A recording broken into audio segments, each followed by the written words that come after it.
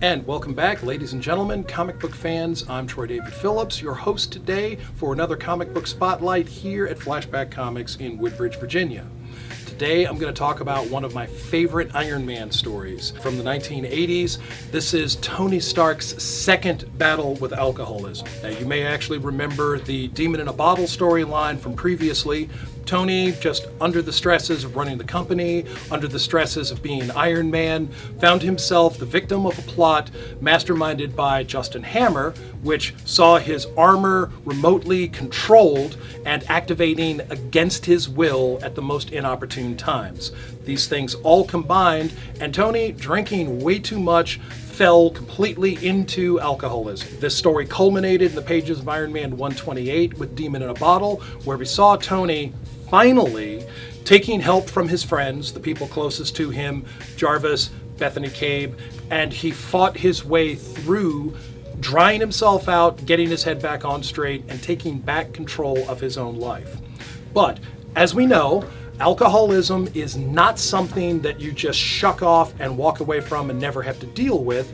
It's a constant daily struggle. And Tony fell under the pressures and stresses again and turned to the bottle one more time. Now, in the pages of Iron Man from 168 to issue 200, we saw Tony fall deeply under the influence of alcohol to the point where he gave up wearing the armor. I'm sure many of you have seen the iconic cover with Tony Stark lying face down defeated, pointing at the readers and saying, "I can't handle it anymore, you be Iron Man." Who was he talking to? He was actually talking to his good friend and pilot, James Rhodes. James Rhodes took over wearing the armor. But James didn't know everything about Tony's double life. He knew that Tony was Iron Man, but he didn't know that the other Avengers were aware of this. So, James, wearing the armor, called the Avengers and told them that he would have to take an extended leave of absence and that Iron Man could not be on the team.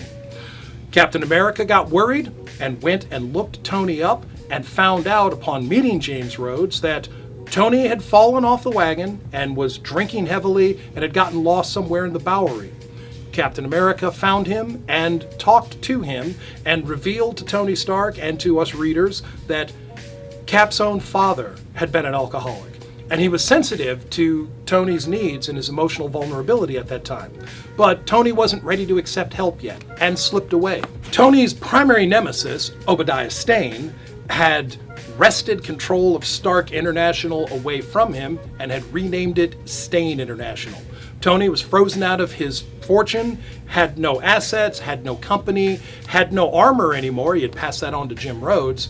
Jim Rhodes found it necessary to take all of the spare suits and destroy them so that they did not fall into the hands of Stane or S.H.I.E.L.D. And Rhodey found himself battling some of Tony's old enemies and having to creatively come up with ways to defeat them. Rhodes, while gifted, skilled, and resourceful, was not a mechanical electronic genius. He turned for help to two young Stark employees, Clytemnestra and Morley Irwin. The Irwin twins helped Rhodey figure out some of the higher functions of the armor. They didn't know everything. They weren't the geniuses that Tony were, but they definitely helped him get his legs in more. Jim Rhodes found himself transported with a great many other heroes onto the battle world of the Beyonder, where he fought in the first Marvel superhero Secret Wars. Meanwhile, Tony, bouncing from place to place, shifting and drifting, drinking heavily, and interacting with other people, the disaffected homeless, Tony eventually reached a point of contrition. He reached a point where he had fallen as low as he could fall and started to pull himself back up. Tony once again reached out to his friends for help and began to find therapeutic ways to contribute to their ongoing struggles at the time. Morley and Clytemnestra and James Rhodey had moved out to the West Coast and set up a business of their own, and Tony came in to consult. Now, he still doesn't have all of his resources, but what he does have is a keen analytic mind. Tony started helping them achieve contracts in the electronic industry and grow their business. Meanwhile, also helping Jim Rhodes understand the armor better and to be a more effective Iron Man as he was on the West Coast Avengers and on his own. Eventually, Tony built a suit of armor for therapy. It looked like the old gray armor, the old bulky, clunky battle suit that had a few more features than the original one did, but was never really intended for frontline combat. It was just something that he needed to do to give his hand some work. Tony, however, did build his most advanced suit at that point. We referred to that as the Silver Centurion.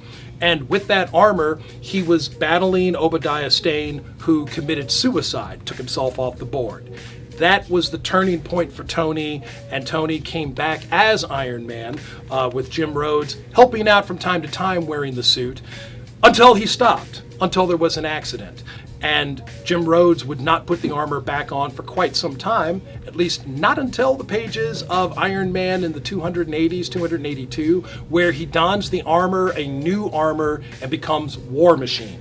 Now that's a whole nother story arc further down the line, but if you're looking for a story that has some sensitivity, some emotional weight, some good character development and drama, something that shows the heroism of James Rhodes, something that gives insight into the struggle of alcoholism in a very real and sensitive and well-presented fashion, I recommend to you that you look at the second go-around of Tony's Wrestling the Demon in the Bottle.